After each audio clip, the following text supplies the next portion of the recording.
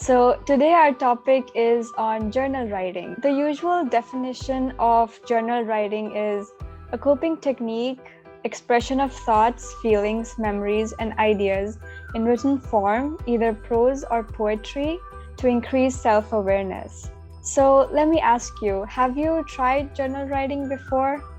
Like the many points that are in the slides are from Dr. Seward's book. It's on managing stress, principles and strategies for health and well-being. I had this book for my stress and well-being class. It has really useful tools in it, so it's nice if you want to check that out. So let's get into the types of journal writing. I know there are different kinds of journal writing. There are some types that I did not include in this slide. For example, the Buzan style, which incorporates the right and the left side of the brain. It includes drawing pictures or just writing. So that's the Buzan style of writing, but I did not include that for simplicity's sake. And sometimes we can write unsent letters, which helps to begin the process of closure, right? It's like, even if it's for yourself, sometimes there are situations which you want to just get out of, but you can write a letter to yourself and just telling yourself what's going on, why are you feeling that way, and it helps to bring that closure. It also helps to write letters which you don't want to explicitly express to someone, like even if you're having a fight with someone or anything, right? So first type is the unsent letter.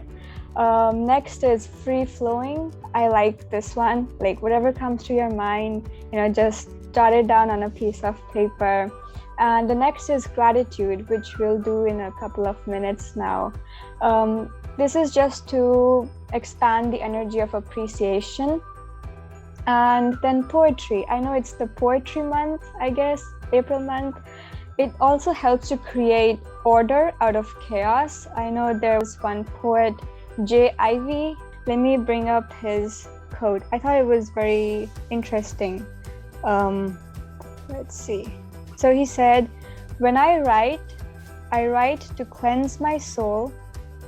I find words that create a tapestry of my feelings and weave these thoughts into rhyme to help me cope with the loss, the stress, the challenges I have faced.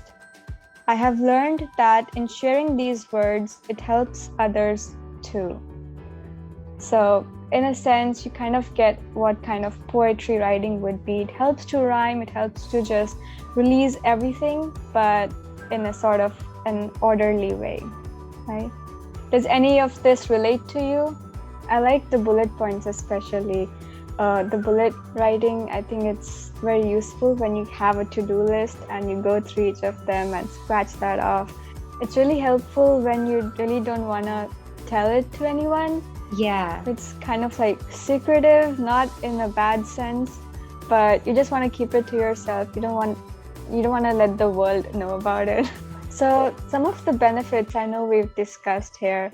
So these are some of the main benefits of journaling. As you might see on the right, you have that picture, everything's in your mind, and when you put it on paper, you release it,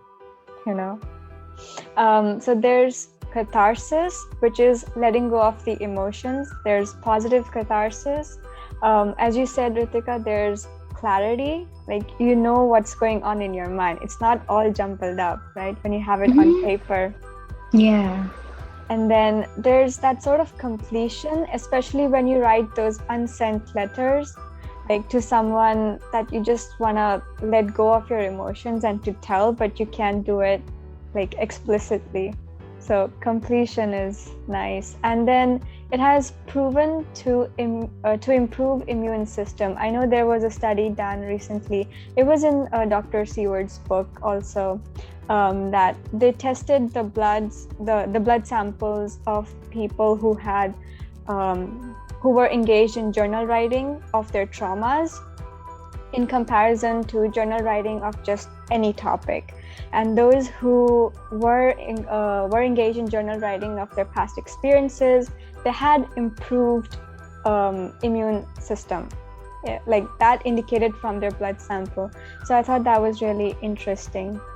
And some general tips for journal writing is to first center yourself. It's kind of underrated, I think, journaling. And I think one of the ways to improve your experience with it is to really take maybe half a minute or 1 minute to really ground yourself in, and to let whatever you're feeling, just let it flow onto the paper, right? And even to label the entries sometimes. Okay, I can maybe start with doing it 3 times a week, maybe in the beginning of the week, at the end, and in the middle, just to check in how I'm going. It doesn't have to be pages and pages. It can be a paragraph, it can be bullet points, however you want. And sometimes we have these emotions that we want to conceal, but being honest helps to let that go. I know Sister Jenna really talks about being authentic and being honest. So that really helps. And having a dedicated time. I know I didn't have a consistent time for journaling, but I know after this session, I might engage in a consistent journaling practice. As always, we're gonna have some practice. So let's do some journaling. It's gonna be a quick journaling, and you can see the prompt here. There are also very good prompts on the internet if you go and look for them. But for now, let's do this one. What this does for me is really be appreciative. I know we went on towards the gratitude journal. Just helps appreciate more. Sometimes it is hard to find gratitude, but then again, that what really motivates me helps me to find gratitude. And I know for me, when I do have trouble finding gratitude, I see what are my talents, what do I like about myself.